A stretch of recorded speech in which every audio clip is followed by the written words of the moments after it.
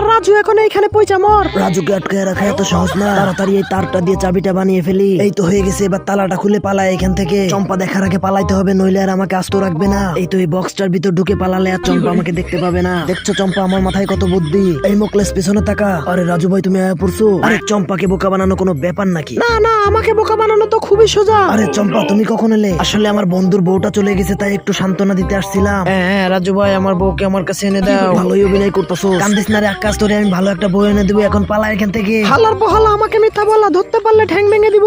ভালো করে পিঠটা মেসাজ করে দাও রাজু। হ্যাঁ, আমি তো তোমারে বিয়ে করছিলাম তোমার পিঠ মেসাজ করে দেওয়ার জন্য। ও ও ও এক্সি। আরে এটা কি শালার মোকলেস সিগন্যাল পাঠাইছে? আরে মোকলেসের কাছে পার্টি করতে যেতে হবে, কিন্তু তার আগে এখানে একটা রোবট সেট করে দিয়ে যায়। এবার তাড়াতাড়ি আমার লুকায় রাখা মদটা বের করে ফেলি। কিরে রাজুর হাতটা এত শক্ত ঠেকা? আরে এখানে তো রাজু নাই, হালার পহালা আমারে বোকা বানালো। এই তো পেয়ে গেছি, এবার পালা এখান থেকে। কিরে ভন্ড কই যাস? আমি থাকতে বাইরে যাওয়া চলবে না।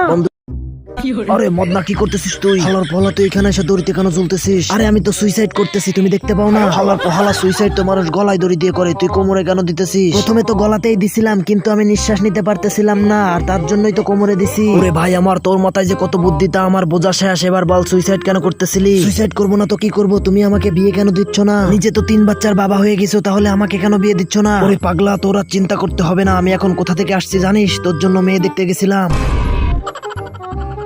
কোথায়, কখন, কাকে? তা ওরা কি বললো? আমার সহ্য হচ্ছে না, তুমি এখনই চলো। ওরে ভাই নিয়ে তো যাবো, কিন্তু তার আগে যারা ভিডিওটা দেখছে তাদের বল ভিডিওতে লাইক দিতে। আর হ্যাঁ, এই দেখ মিলি, আমার ভাই ট্রফি জিতে আনছে। তোর ভাই তো কিছুই পারে না। কে বলছে পারে না? আমার ভাই বক্সিং পারে। আরে মিলি মিথ্যা কেন বলতেছিস? আচ্ছা পারলে 3 দিনের ভিতর ট্রফি জিতে দেখাস। মিলি আমি তো বক্সিং পারি না, তুই ওদের মিথ্যা কেন বললি? আমি এত কিছু জানি না ভাইয়া, তুমি 3 দিনের ভিতর আমাকে ট্রফি এনে দিবে। মিলির মান সম্মান বাঁচাতে আমার এখন বক্সিং শিখতে হবে। ওরে বাবা, যতটা সহজ ভাবছিলাম ততটা সহজও না, কিন্তু কি আর করার, বোনের মান সম্মান বাঁচাতে এটুকু কষ্ট তো আমার করতেই হবে। রাজু এবার এই ইটগুলা তুমি ভেঙে দেখাও। আরে এগুলা কোনো ব্যাপার নাকি? এই দেখেন ভেঙে গেছে। বাহ, আমার হাতে তো ভালোই শক্তি হয়েছে। তো বাচ্চারা চলে এসো, আজকে তোমাদের ফাইনাল ম্যাচ। আজকে রাজুকে হারাই দেবো।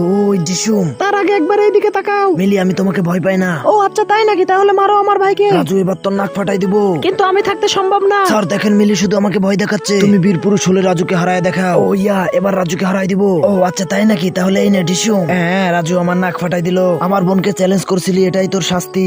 এই নাও মিলি আইসক্রিম খাও। কিরে গরিব, তোদের আইসক্রিম কেনার টাকা নাই, বরফ দিয়ে আইসক্রিম বানাইছো। এই দেখো আমরা কত দামি আইসক্রিম খাচ্ছি। মা, ওরা আমাদের এইভাবে কেন বলতেছে? তোরা গরিব তাই তোদের এইভাবে বলতেছি। এই নে তোদের 2টা আইসক্রিম দিলাম, ধন্যবাদ তোমাদের। আরে এটা তো বড়, আমাদের সাথে এমন মজা না করলেও পারতে। হা হা হা, তোরা গরিব, তোদের সাথে মজা করবো না তো কি করবো? চুপ কর বাজে মহিলা।